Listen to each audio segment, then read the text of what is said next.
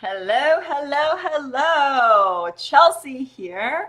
Welcome to the Love Over Fear show. For those of you who don't know what the heck this is or what I'm talking about, the Love Over Fear show is like a talk show meets podcast meets educational series that we do twice a month for free in the Moving Beyond Fear Facebook group to help you feel empowered and inspired.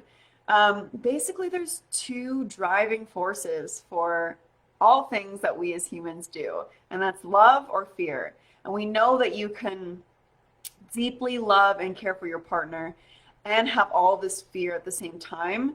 So we created this show to help you choose love over fear every single time, to be able to walk in love instead of walking in fear and making your choices out of a place of fear is true freedom. And so we are so excited to bring you this show to inspire you, to empower you, and to educate you on how you can break out of the tight grip of fear so that you can truly live in love.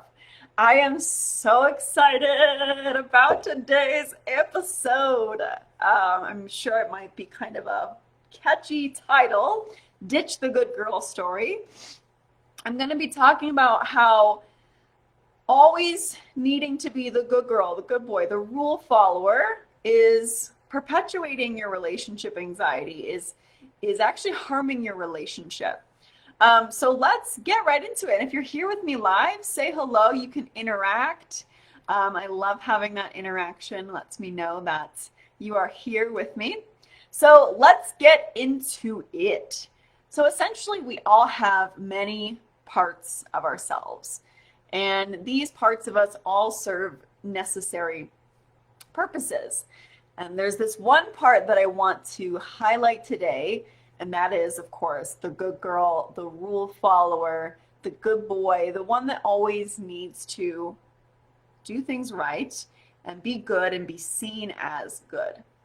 So this part, or this story that we've been telling ourselves of I have to be good, isn't necessarily a problem in itself. Having this part of us, the good girl, the rule follower, the good boy, this isn't necessarily a problem. We need it, right? Can you imagine if no one ever followed rules, if no one cared about goodness or caring about others? We need this part. We need this part for society to function. We need this part for lots of different things in life. So the good girl, and I'm just going to use good girl just because I'm going to speak a lot to my experience, and that's how I identify. The good girl, this complex, this role, this part of us in itself isn't necessarily the problem. It becomes a problem when we get stuck in this role and we can't access other parts of ourselves. It becomes a problem when this part, the good girl, the rule follower, is running the show and we always are in this part of us. And many of us with anxiety and OCD are stuck in this role, stuck in having to follow the rules, be good, not mess up. We're stuck in this role due to fear. We're afraid of what would happen if we didn't follow the rules, if we didn't get it right. And fear keeps us in rigid roles. When we operate from fear, we get stuck in certain roles and we live from this place of rigidity instead of flexibility and flow and fluidity. So why do we get stuck in the good girl, the rule follower? And why is fear a part of this? Well, essentially this role, being the good girl or the rule follower, protects us. It's a protective part because it's afraid of what would happen if we didn't follow the rules, if we did mess up, if we did make a mistake. And many of us learned growing up that to make a mistake or to be a bad girl or a bad boy meant punishment, or that we were unlovable, or that we were unworthy. And this is such a huge part of my story and what really fanned the flames of anxiety and OCD. I was taught that to make mistakes, to be a bad girl, meant that I was a sinner, meant that I was unlovable. And so I was, in order to not be seen as unlovable and unworthy, I wanted to make sure that I always followed the rules. I wanted to make sure that I never messed up. I wanted to make sure that I was always the good girl and the nice girl and the rule follower and very compliant. And while a natural part of my personality is very compliant, I'm not really like super stubborn, or I don't like conflict. So while that's a natural part of my personality, the fear underneath making mistakes locked me in this rigid role, this story of I have to be a good girl. I have to get it right. I can't mess up. I can't make it mistakes, and I can't fail. Because if I do, then I'm unworthy. I'm unlovable. And as a human being, being relational beings, that feels like a true threat. It feels like a true threat to be threatened with disconnection and not being seen as lovable. We thrive on love as humans. So when we have this threat of, if I mess up, I won't be loved or lovable, then we're going to do everything that we can to make sure we don't mess up. So this good girl role was a very protective part of me that was driven by fear of what would happen if I did make a mistake, or if I was seen as a bad girl, or if I did do something bad, right? So here's how being stuck in this good girl story, in the rule follower role, here's how it's impacting your relationship and really fueling the relationship anxiety. So first of all, when we are stuck in the good girl role, in the good girl story, in needing to follow rules, we become hyper focused on rightness, on getting it right, on doing the right thing, on making the right decision. And because we're so afraid of making the wrong decision, and we're so obsessed with needing to make the right decision, we become indecisive. We get paralyzed when it comes to decision making. We don't trust in our own choices because we're so afraid that, what if I pick the wrong person? What if I pick the wrong partner? What if I make the wrong decision? And this fear of wrongness and making a bad choice paralyzes us. And we become disconnected from our own trust in making decisions because we are so paralyzed by the fear of getting it wrong and the need to get it right. So this could look like feeling like you can never fully commit to your partner because you're afraid that if you commit and you realize it's wrong, that you've made a wrong choice, that you're a bad person, that everyone's going to hate you, you're going to hurt people, it's going to lead you down a path of misery because you've made this wrong decision. You been there? Anyone else with me? Because that's where my brain used to go. If you're with me, let me know in the comments. Another way that being stuck in this good girl story, in the rule follower role, is that we're always analyzing. Am I good enough? Is my relationship good enough? Right?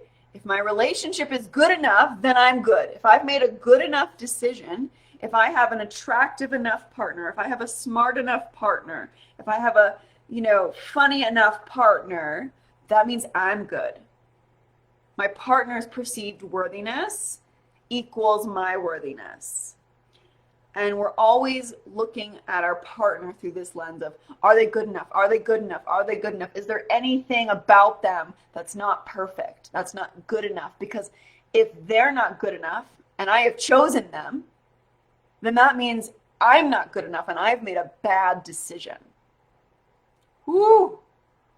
Woo, woo, woo, woo, woo. And that really leads into the next point of needing approval from others, when we're stuck in this good girl, rule follower role, we're stuck in needing the approval of others. How does my family perceive my partner? How do my friends perceive my partner? How does the internet perceive my partner? Is my partner good enough for my parents? Is my partner good enough to my friends? Is my partner good enough in comparison with what I see online? And needing to be seen from others as good enough. My relationship's good enough, my partner is good enough, therefore I'm good enough. And therefore I need their stamp of approval to feel good. I need this external approval to feel good. I need my parents okay. I needed to follow the traditions that I was always taught growing up. I need my friends to really like my partner or think that my partner is super attractive or super funny. I need their approval, because if I don't have someone else's approval, then they're going to think I'm bad, or I'm making a bad decision, or that I could do better. Right? So being stuck in the good girl story, in the rule follower role, kind of makes us trapped in the need for the approval of others about our relationship and about our decision. And what we're trying to do is, when we're looking for the approval of others, when we're trying to see if our relationship is really good enough, and we're trying to, make sure that we're making the right decision, is that we're trying to confirm that we really are good. Is my decision good? Is my partner good? Do other people think that what I am doing is good? We're trying to get that confirmation.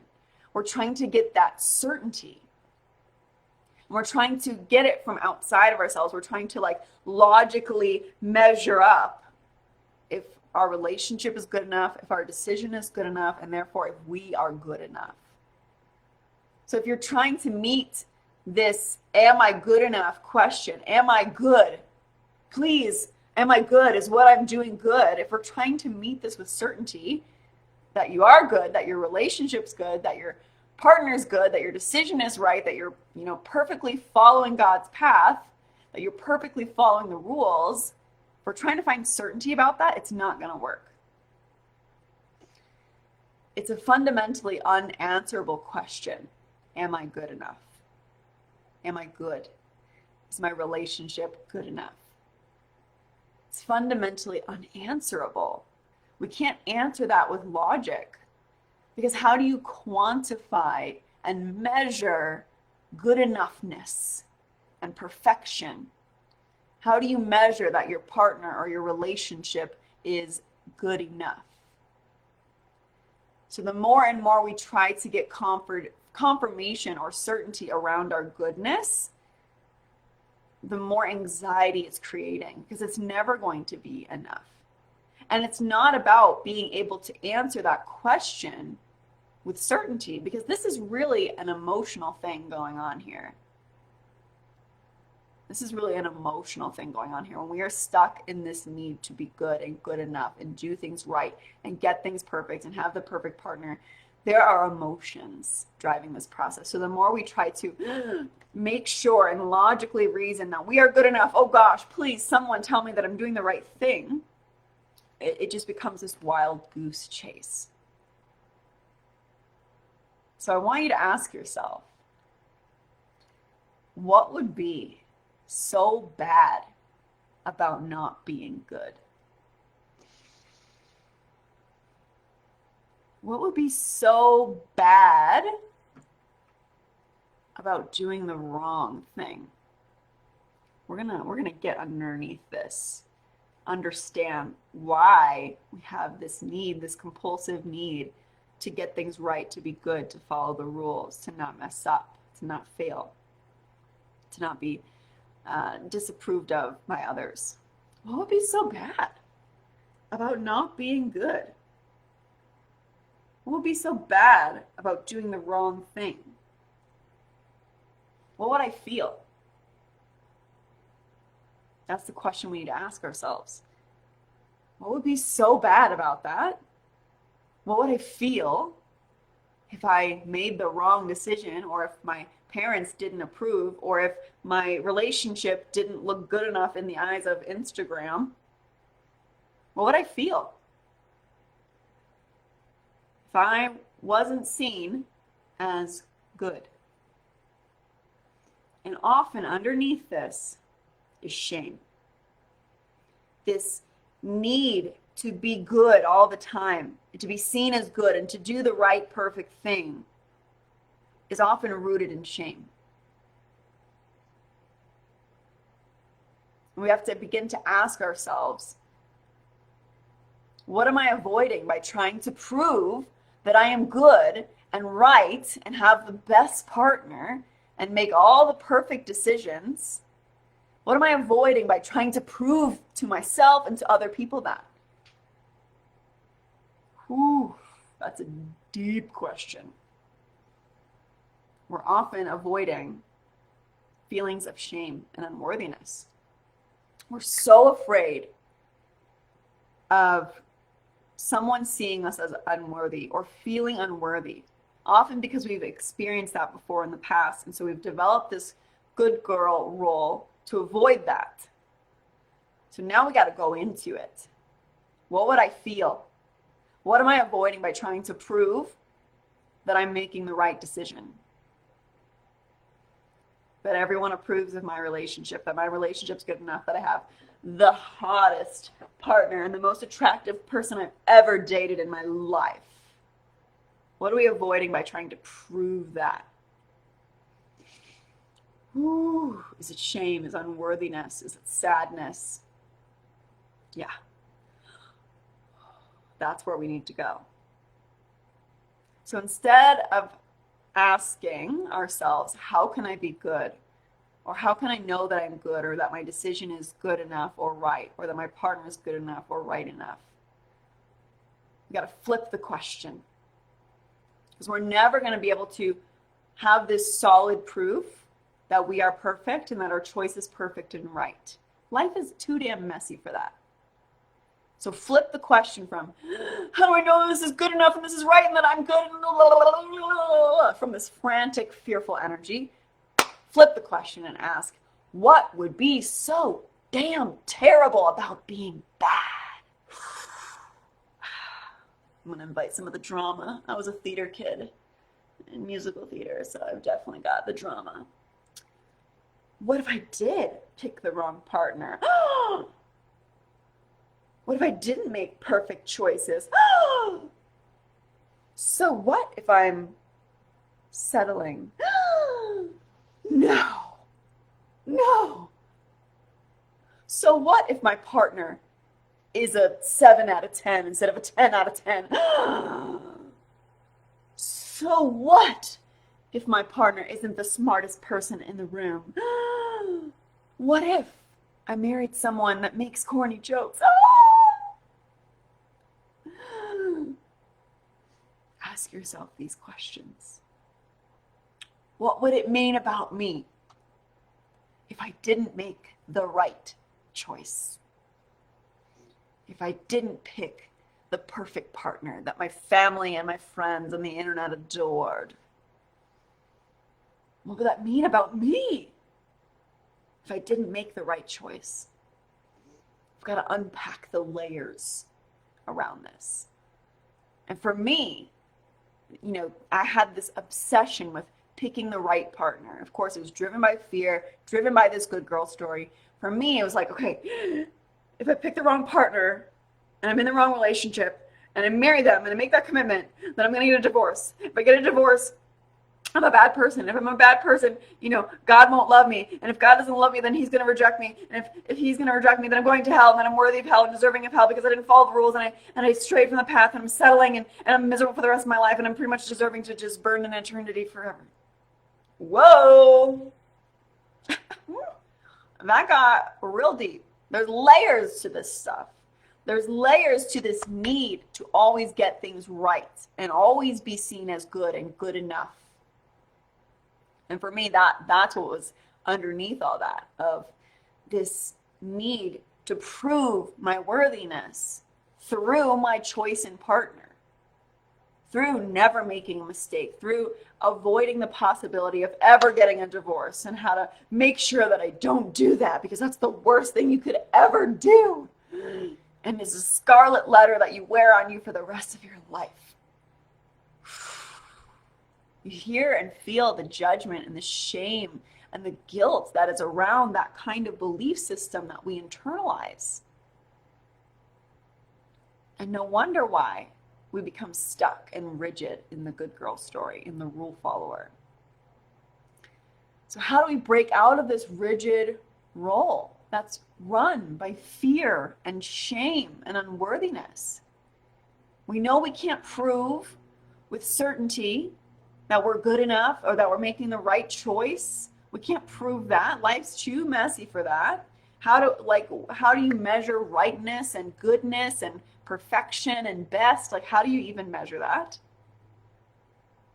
So since we can't do that, here's what we have to do.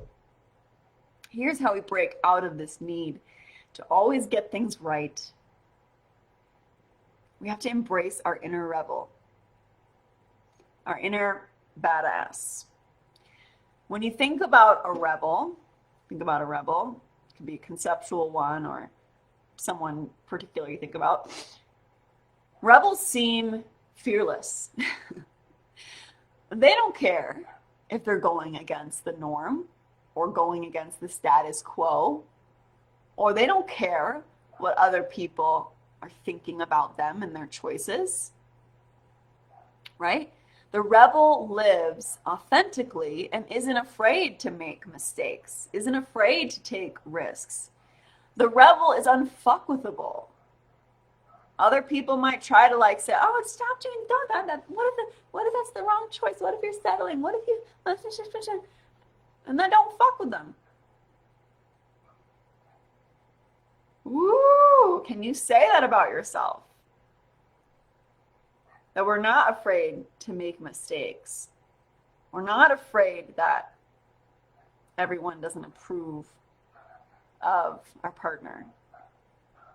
We have to embrace our inner rebel, this part of us that can take risks, that can put themselves out there, that isn't afraid to make mistakes, that isn't afraid to be wrong, that doesn't always have to be perfect and get it right. The inner rebel can be messy. The inner rebel can be seen as wrong or bad by some people and doesn't care.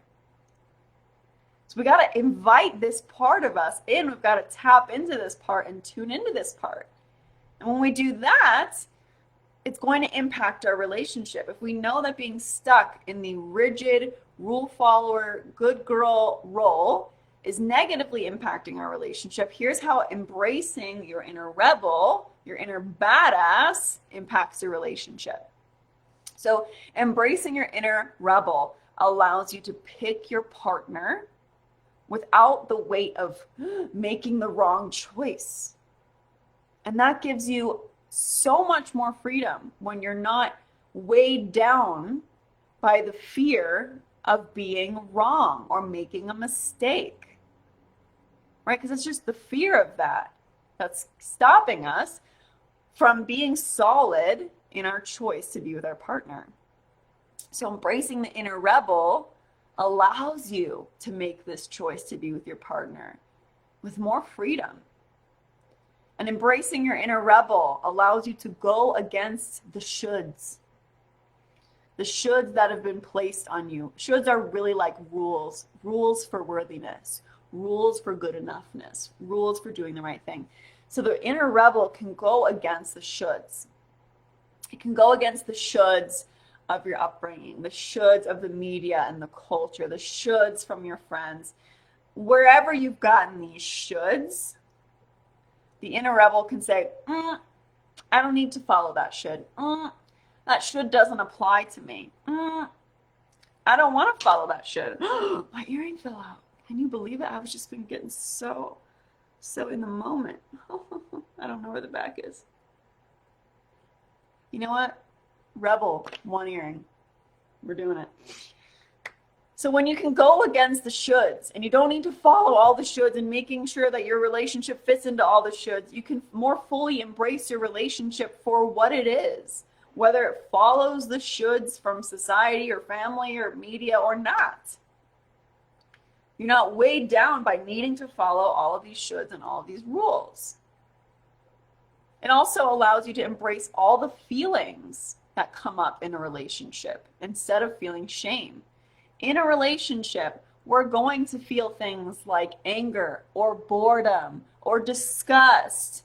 And if we are living from shame and needing to feel the right way, we're going to reject these parts of us. But the inner rebel can say, so what if I was bored with my partner today? So what if I thought my partner looked a little gross today, after they'd been all sweaty and whatnot? So what if I feel angry and upset right now?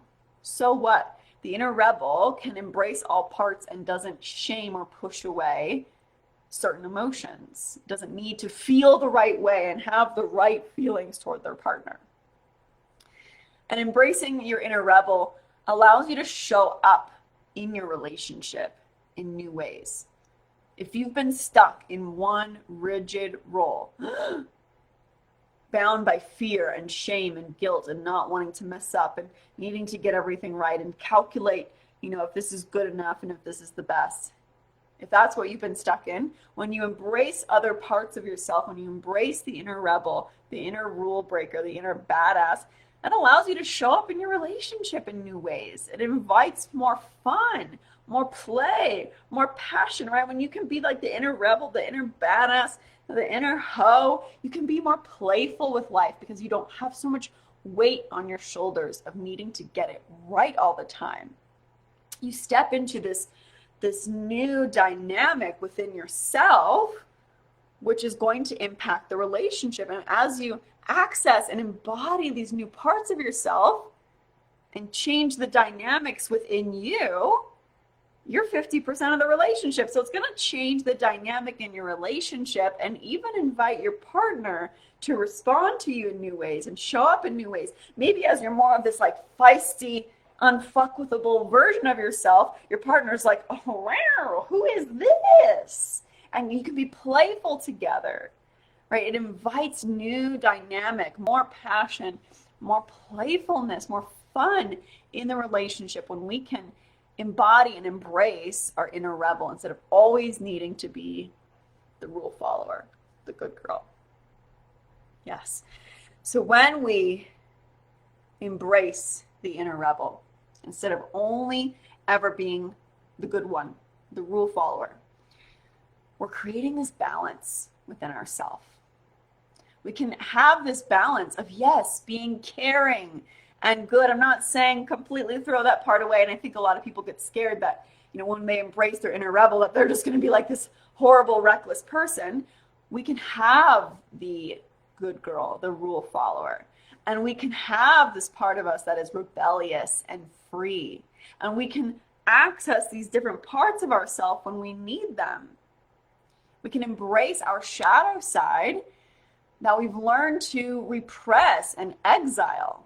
I was taught my whole life to repress my bad side, my inner hoe, my inner rebel. I was taught to repress that, so it became my shadow side. I was so afraid of her, of that part of me that was bad and didn't care about being wrong and what other people thought of her. So as we embrace our shadow side, we create more balance in our system, more flexibility in how we can show up in our lives. And we can try on new ways of being. Different situations in life call upon different parts of us. We need all of these different parts of us to meet these different situations in our lives. And when it comes to relationships, if we are stuck in having to get it right and perfect recipe for anxiety and fear. We can try on new ways of being. We can actually just begin to play with the inner rebel, the inner rule breaker. Begin to play with that part. Explore new aspects of yourself that aren't driven by fear. You can use your imagination and your creativity. Anxiety is just creativity gone awry. Your mind is very creative, so begin to imagine and create ooh, who would I be if I was a little bit more rebellious, if I didn't care about following all the rules all the time?